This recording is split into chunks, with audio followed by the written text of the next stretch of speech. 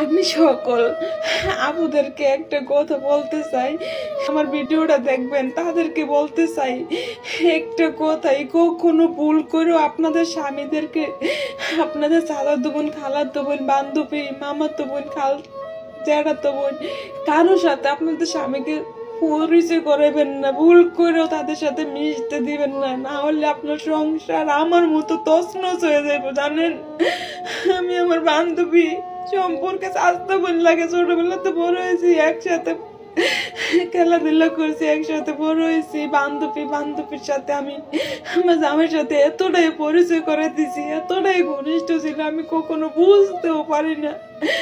আমার জামাইয়ের বন্ধুরা আমার সবসময় বলতো, বন্ধুর বউরা বলতো, ভাবি তোমার জামাইয়ের একটু চোখে চোখে রাখো, ওর একটু সাবধানে রাখো, তোমার জামাই তো তোমার নাই, অন্য কারো হয়ে গেছে। বিশ্বাস করি না, মনে করতাম কি জানেন, আমার জামাই কখনো আমার চাইরা অন্য কারো হাত ধরবো না, অন্য কারোর সাথে যাইবো না।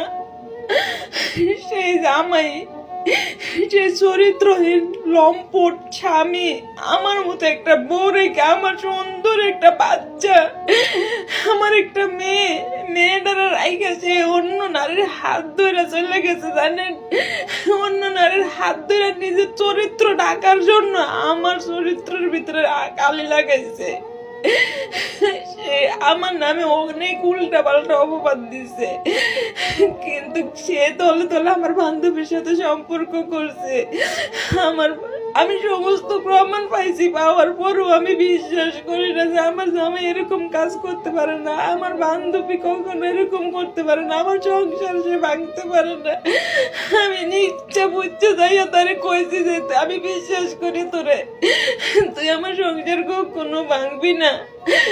আর সে বান্ধবী আজকে আমার কাছ থেকে সব কাইরা নিচ্ছে। জানেন,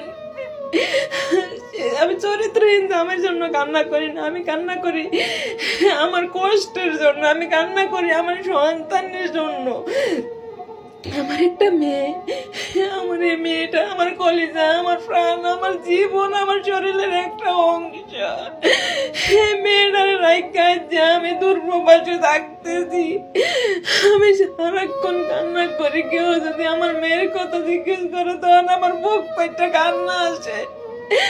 আমি কি করলাম এতটা বছর, কারে বিশ্বাস করলাম, কার সাথে সংসার করলাম, কারে বিদেশ পাঠালাম, তার শূন্য পকেটে আমি তার পাশে ছিলাম। আর আজকে যখন সে বিদেশ যাইয়া 2 টাকার মুখ দেখছে, সে আজকে আমাকে ভুলে গেছে। জানেন সে কি করছে?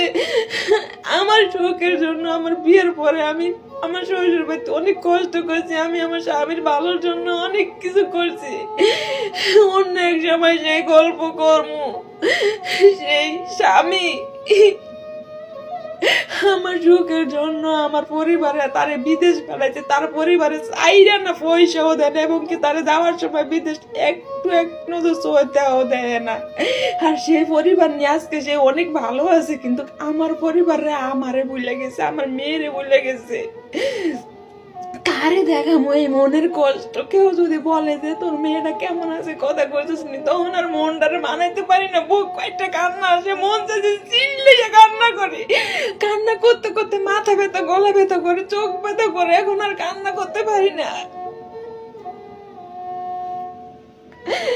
আপনাদেরকে বলতেছি, আপনারা ভুল করেও কোনো বান্ধবীর সাথে নিজের স্বামীকে পরিচয় করাবেন না। ভালো থাকবেন। ছোট থেকে শুনে আসছি, সবাই বলে, লোকের মুখে শুনছি, মুরব্বীদের মুখে শুনছি, ওয়াজে শুনছি, ওয়াজে দেখে হুজুররা বড় বড় বক্তারা মাহফিল করে বলে কারো ক্ষতি করে কেউ কখনো সুখী হইতে পারে না, কারো কাছ থেকে কেউ কিছু খাইরা নিয়ে কখনো ভালো থাকতে পারে না। আমি বলি কি এটি সব মিথ্যা কথা, কারণ আল্লাহ, আমি শুনছি সবাই বলে চোখের পানি হালাই আল্লাহর কাছে বিচার চাইলে বলে বিচার পাওয়া যায়। কই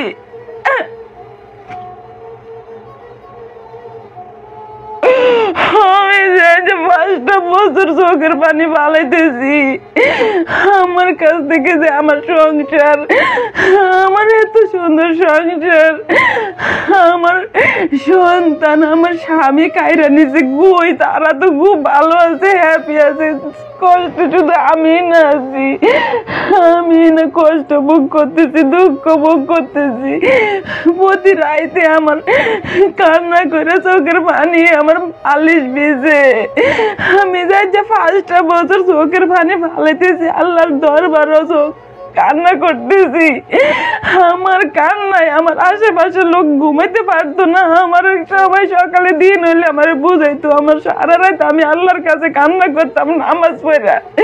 যে যেভাবে বলতো আমি সেভাবে করতাম। আমি সারা রাত নামাজ পড়তাম, হাজত নামাজ পড়তাম, নফল নামাজ পড়তাম, তাহাজ্জুদ নামাজ পড়তাম। কত কান্না করছি আল্লাহর দরবারও আমি।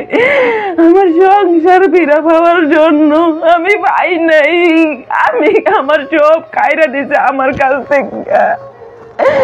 আমি কি না করছি সংসারের জন্য, আমি কত কষ্ট করছি আমার জীবনে। বিয়া বইয়া আমার শ্বশুর বাচ্চাকে আমি কত কষ্ট করছি আমার সংসারের জন্য।